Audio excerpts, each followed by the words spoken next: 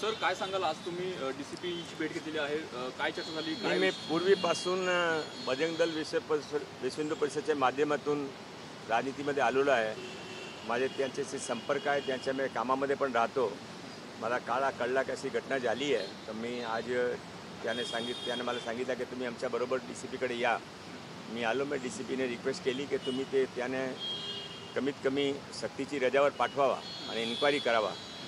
त्याने ते आता जे मला समोर कबूल केलं ते हे केलं, त्याने ते परमानंट इथून ट्रान्सफर करणार आहे 5 लोकांनी आणि ते इन्क्वायरी कमिटी बसणार आहे. एक बघू आता इन्क्वायरी कमिटीची काय रिपोर्ट आली त्यानंतर मी बघू काय करायचं. लोढा साहेब, आपण बघितलं असेल तर एवढं मारणं हे योग्य नाही आणि यावरती काही कारवाई करण्यात येणार आहे का गृह खात्याकडून? एक कारवाई करत आली ना, त्याने ते लगेच त्याने इथून ट्रान्सफर केला आणि इन्क्वायरी कमिटी बसवली आज आणि इन्क्वायरी कमिटीची रिपोर्ट 6 दिवसामध्ये येईल. त्यानंतर मी बघू काय करायचं इन्क्वायरी रिपोर्टची काय. गृहमंत्र्यांची चर्चा होणार आहे का तुमची? नाही, हा एक त्या लेवलचा विषय नाही आहे. यांच्या लेवलचा विषय होता म्हणून मी इथे आलो. लोढासाहेब, एक राजकीय वर्तुळामध्ये आता अशी चर्चा रंगली की जयंत पाटलांनी काल रात्री चंद्रशेखर बावनकुळे यांची भेट घेतली आणि ही भेट 2 तास त्यांच्या घरी झाली आहे. आपल्याला या संदर्भात काय माहिती आहे? मला यावर काय बोलायचं नाही. आता इथे जे यांचे आमचे दुर्गावाहिनीची मुली वहिनीवर जे अत्याचार झाला होता आणि ते आमचे बजरंग दलचे कार्यकर्ता जे मारण झाली ते माझ्या दृष्टीने योग्य नाही आहे. म्हणून मी त्यांच्याबरोबर इथे आलो ना. मी DCPने सांगितलं की तुम्हाला योग्य कारवाई केली पाहिजे. नहीं केली तर घटना परत होणार आहे, नहीं केली तर घटना थांबणार आहे. सर, हिंदी में जानना चाहेंगे कि आज आप DCP से मिले, उनके साथ क्या बातचीत हुई?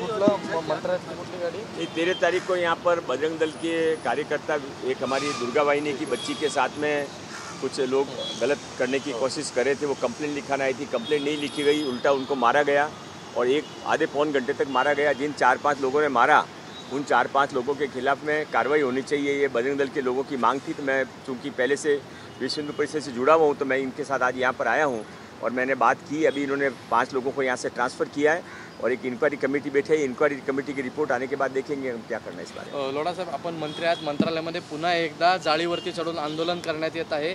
परत एकदा सुरक्षा ही आरण्यावर आली आहे. आपण काय सांगा? नाही, हा सुरक्षाचा विषय नाही, हा पब्लिसिटीचा विषय आहे. काय त्यांना माहिती आहे का तिची झाली? हा काही योग्य पद्धत नाही आहे.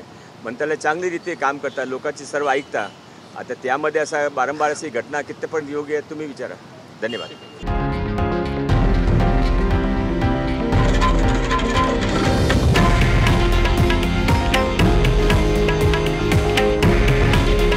हे आहे देशातील नंबर 1 न्यूज नेटवर्क आणि आपण पाहत आहात TV9 मराठी. काळजी तुमची, हित महाराष्ट्राचं.